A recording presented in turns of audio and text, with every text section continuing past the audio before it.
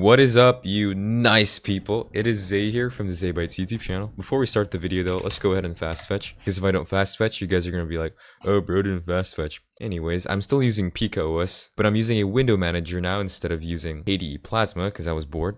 Oh, and shout out to these people for the positive comments. And this guy for like constantly reminding me, aggressively by the way. Oh, and I actually kind of want to check how many subscribers I have. Whoa, 9.2k subscribers. Thank you guys so much for 9,000 subscribers. Dude, it's actually crazy because like I posted this for 8k subscribers about 6 days ago. And it's crazy how we got like 1,000 subscribers in a week. That's just crazy. Holy crap. I don't want to call you guys my subscribers. Okay, I think I want to call you guys Brotato chips. So if you want to become a Brotato chip, make sure to subscribe. And my cat said thank you, by the way. So in today's video, what I'm going to be talking about is it finally the year of the Linux desktop? Because since literally, I don't know, 2005 or something, people are like, dude, this is finally the year of the Linux desktop. And then in 2020, people are like, this is finally the year of the Linux desktop. And in 2026, well, people are still saying that, but 2026 actually feels a lot different than the previous years. Because, you know, a lot of people now are actually switching to Linux. Like on YouTube, I see a lot of YouTubers actually switching to Linux now, including me, by the way. When did I switch to Linux? Yeah. Whoa, I can't believe it's been 4 months since I switched to Linux. Damn. So, is 2026 finally the year of the Linux desktop?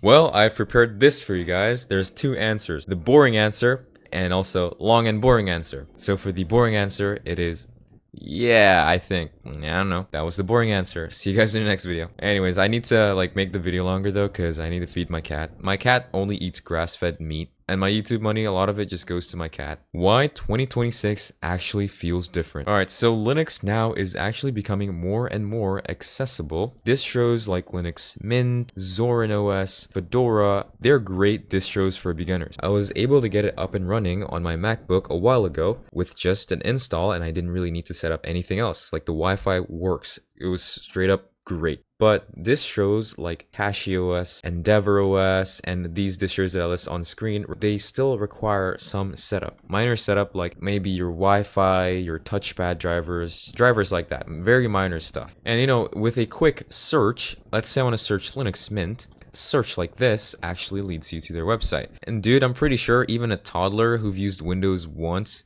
can understand how to operate on Linux Mint. So that's why Linux is now becoming more and more accessible. A lot of people are actually switching to it. Well, I already mentioned that, I think. My friends, I study computer science, by the way. 70% of my friends now use Linux on a daily basis without dual boot. Yeah, I think that literally just shows that a lot of people are actually switching to Linux now. Linux market share actually grew a lot. Linux Steam market share just broke a new record. It is leaving macOS in the dust. As you can see from here, Linux now has 5.33%. Well, I mean, it's still dominated by Windows, but I remember back then Linux was just like 1%. Dude, I swear to God, if Linux optimized NVIDIA drivers, my friends who use Windows are always saying things like, dude, I hate Copilot, I hate the RAM usage, I hate how anti-malware service executable spikes up all the time when I'm gaming. I actually made a video about Windows, like the Windows experience. It was for an April Fool's video. I was playing Minecraft and then anti-malware service executable was spiking up to 20%, 30% CPU usage, and like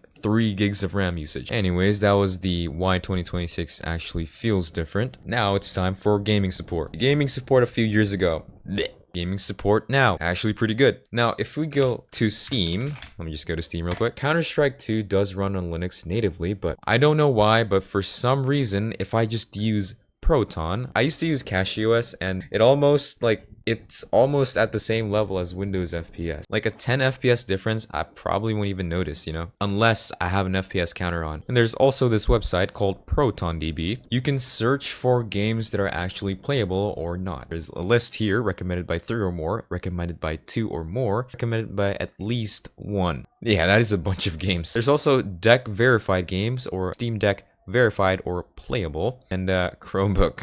Do people actually game on a Chromebook? That's crazy. Terraria, Stardew Valley. My favorite game currently is Stardew Valley. I don't really have too much time to play games nowadays, but when I do, I always play like Stardew and Terraria and Minecraft. Yeah, see, there's literally a bunch of games that run really well on Linux. Gold runs pretty good after some tweaks, but Platinum runs perfectly out of box. But you know, sometimes this indicator, the gold, platinum, silver, just really depends on, you know, person to person. But for me, Resident Evil 3 is gold, right? I was gonna be like, maybe it's not gonna run too well, but it actually surpasses Windows, as you can see. It does surpass it by like a little bit. The thing is, on Windows, I stutter a lot in Resident Evil 3, but on Linux, I don't. Well, I mean, like I said, there are some cons to this. Anti-cheats not working, aka being kinda doo-doo. If anti-cheats support on Linux, literally, Linux is gonna jump up in market share, I swear to God. Alright, let's just move on to the next point, which is the desktop experience. It's finally polished. Modern distros look clean and stable out of the box. For an example, there's this thing called KDE Plasma, for you guys who are very familiar with Windows. I'm assuming most of you are. KDE Plasma is basically if you take Windows and you inject it with steroids. It is Windows, but like 100 times more light and customizable. I actually made a video about KDE Plasma around here, KDE Plasma 6.6 to be exact. And you can make KDE Plasma looking like this to this, basically Windows on steroids. Installation now is easy. For an example, when I was installing CachyOS, it was literally click, click, click, and click. And if I want to dual boot, I just click install along. It's so hard to even mess up there, unless you're a freaking dumbass. Just kidding. But yeah, installation nowadays compared to back then is so easy. Nowadays, basic stuff like Wi-Fi, audio, and Bluetooth mostly just work. On my 2015 MacBook, the biggest issue I had with Linux is the Wi-Fi drivers. But other than that, audio, Bluetooth, and even the backlight,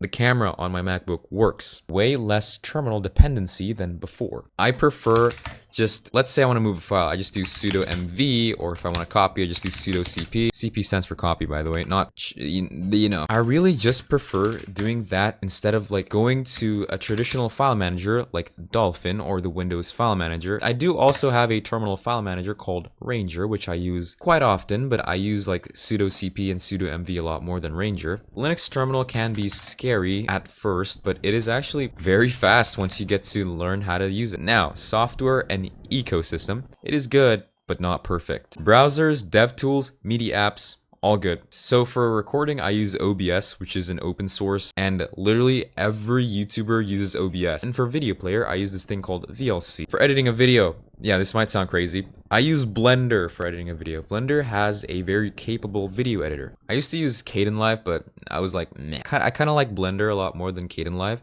Open source alternatives are stronger now, but there's buts here. Industry standard apps like Adobe, Vegas Pro, Final Cut Pro, Photoshop. Yeah, and some people actually can't live without those apps, like people who work on the creative industry, work as a designer or like an artist or something. Yeah, they can't live without Photoshop or, you know, whatever proprietary software is only available on Windows/Mac. So their workflows are still locked to Windows/Mac. Anyways, let's move to the next point, which is the hardware support. There's huge improvement. There's still a but here though. Better GPU support overall, but Nvidia is still kind of doo-doo sometimes. Sometimes, okay? Not for everybody. I actually used to have a GTX 1080 on my old PC that I sold, and I used to use Linux. It actually runs just fine. But I don't really game too much, so I didn't really notice a difference, you know? Laptop GPUs, peripherals are more compatible, but there's still issues with very new hardware, niche devices.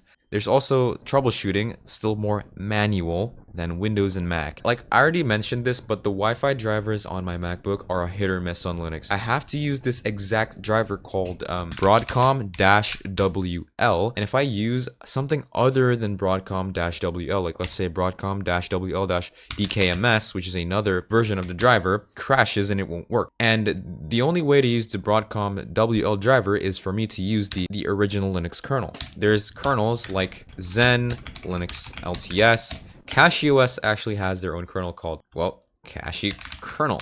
Out of all of these kernels, I can only use Linux kernel to use the Broadcom WL drivers. Hardware support is kinda hit or miss. If you're using something, an old MacBook or a device is actually not that popular. But if you're using a ThinkPad, well, you're in luck, because Linux runs pretty smoothly on ThinkPad. I have a newer gen ThinkPad. I use it for work. It runs so good with Fedora KDE. Let's move on to the next point. Linux is already winning, just not how people expected.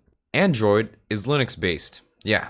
Steam Deck equals consumer Linux success. If I search how many units did the Steam Deck sold Steam Deck has sold over 3.7 million units worldwide. Linux will probably beat Windows if anti-cheats work on Linux Law and creative software. See you guys in the next video. That was it for this video. Goodbye.